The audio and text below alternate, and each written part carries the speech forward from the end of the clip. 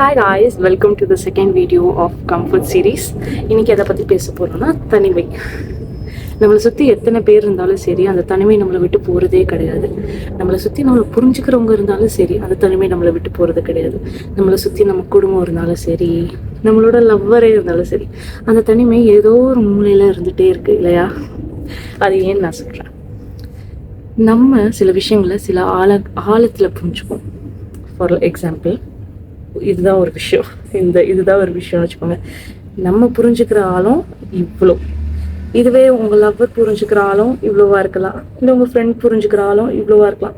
நம்ம எவ்வளோ டீப்பாக இருக்குமோ அவ்வளோ டீப்பாக அவங்க புரிஞ்சுக்காமல் இருக்கலாம்.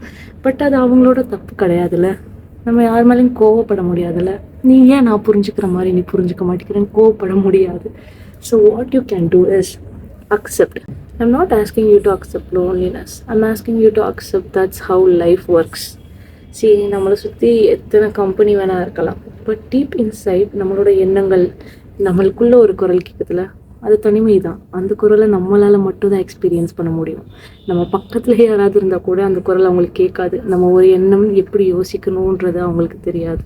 ஸோ இந்த தனிமைன்றது ரொம்ப சோகமான விஷயம் கிடையாது, அது ரொம்ப அழகானது. உன் எண்ணங்களை பொறுத்து. உன் எண்ணங்கள் அழகாக இருந்தால் உன் தனிமையும் அழகாக இருக்கும். தனியாக இருக்கும் போது உன் எண்ணங்களை அழகாக வச்சுக்கும். செல்ஃப் ஹேட்ரட் வேண்டாம். Don't do negative thoughts. உனக்கு ஒன்றுமே வரலடா, நீ வேஸ்ட்டடா, நீ ஏன் உனக்கு சொல்லாத. அது சொல்கிறதுக்கு 1000 பேர் இருக்காங்க நம்ம வாழ்க்கையில். ஆனால் நம்ம அதை சொல்ல வேண்டாமே நமக்கு. நீ சொல்லிப்பாரு உங்ககிட்டே, ஓகே பரவாயில்ல, you trying, keep on trying. ஆறுதலாக பேசிப்பாரு, உனக்கு நீயே ஆறுதலாக பேசிப்பாரு. மேபி உன்னை பொறுத்த வரைக்கும் நீயே உனக்கு ஒரு நல்ல கம்பெனியனாக இல்லாததுனால தான் உன் தனிமை உனக்கு வெறுப்பு கொண்டு வருது. உனக்கு நீயே ஒரு நல்ல கம்பெனியனாக இருந்தால் உன் தனிமை இனிமையாக தானே இருக்கும். Try to be a good companion to yourself. நீ உன்னை வெறுக்கிறதா இருக்கட்டும், உனக்கே உன்கிட்ட பிடிக்காத விஷயங்களாக இருக்கட்டும், அதெல்லாம் டெம்பரரி, அதெல்லாம் வேண்டாம். அதெல்லாம் தூக்கி போட்டுரு. இன்னையோட இந்த வீடியோவோட தூக்கி போட்டுரு. Start to focus on yourself. Start to love yourself. Love your செல்ஃப்ன்றது லவ் யோர் செல்ஃப்ன்றது நம்ம தான் இந்த உலகத்திலே பெஸ்ட். நமக்கு என்ன நடந்தாலும் நம்ம ஹாப்பியாக இருக்கணும் அப்படி கிடையாது.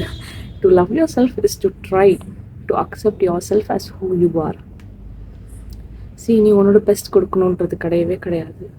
பட் ஏதாவது ஒரு விஷயம் நடக்குதுன்னா அதுக்கு நீ நெகட்டிவாக ரியாக்ட் பண்ணாமல் இருக்கலாம். அதுவுமே ஒரு எஃபர்ட் தான். Effort is what matters. இந்த தனிமைன்றதை இனிமையாக்குறது உன் கையில் மட்டும்தான் இருக்குது. உன் எண்ணங்களை அழகாக வச்சுக்கோ, உன் யோசனையை அழகாக வச்சுக்கோ, வாழ்க்கை அழகாக இருக்கும். அடுத்த வீடியோவில் பார்ப்போம்.